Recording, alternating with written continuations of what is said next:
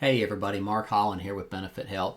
I wanted to share a real customer story that just came about and how it relates to a solution that we put in an employer with direct primary care and how it pans out for the consumer, as well as just kind of situationally what happens in these things. So in this case, I got a call from the plan administrator. Plan administrator was fairly upset. So they said they had an employee that was upset, that had injured, broke their ankle, foot ish on a Sunday, and they said they had reached out to the direct primary care people and that they was slow to respond. It took all day, and then they needed an x-ray and it still hasn't happened, and that was taken all day the next day, and that they just weren't very responsive, and he's in a lot of pain, and should he go to the ER? What should he do?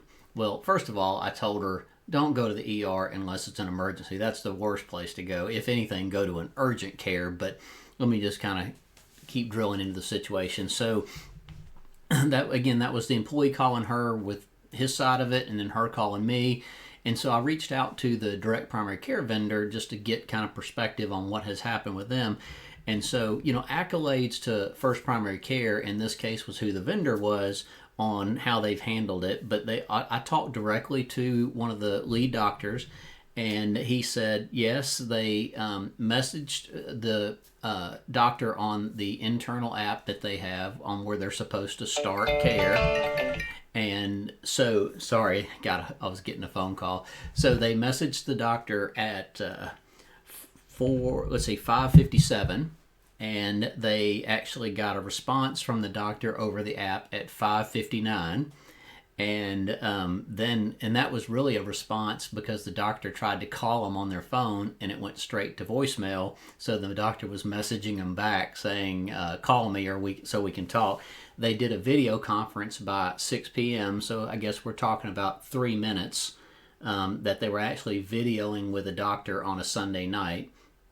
And the doctor was able to look at it and just think through this for a minute, because I know a lot of us have this mindset of traditional medicine about, what can they do over the phone? But in a video conference, it's point it where it hurts. They can see the swelling. It's try to move it this way, try to move it that way. So they can do some level of exam, right there. But again, think about this is Sunday night, and this is within 5 minutes of when the guy messaged them. So no matter where they would have went, urgent care, ER, whatever, it very well would have been hours with an S before they actually are physically interacting with a doctor. So direct primary care in this case had worked. And then they messaged throughout later that night as well as into the morning about like additional swelling, etc. By the way, the doctor was able to right away call them in some pain medicine, so they had a script for pain medicine right away. And then the plan of attack was the doctor felt like it wasn't enough to go to even get an x-ray at urgent care. Therefore, the plan was they're going to set up an x-ray for the following day. They set up an x-ray for the following day. And then today is Tuesday, so they have already looked at the x-ray. There's no break. And so then it has to be soft tissue, and they're coordinating a physical visit with an orthopedic. So Tuesday morning from Sunday night, already figured out it's not broke, x-ray's done, there was no urgent care. And so now I want to kind of draw this picture in contrast to the typical human reaction on how we've learned to use healthcare is, oh, I think I broke my foot, let's go to the ER. And the ER would have run a bunch of tests, probably done an x-ray and an MRI, and probably pain medicine. But by now, they probably will not have seen an orthopedic, but they would probably have anywhere from a $5,000 to $10,000 bill, and would be no further along in care than they are today. So essentially, the DPC was responsive, and thanks to First Primary Care for doing that, as well as in this case the employees getting good care. And so think about that as well.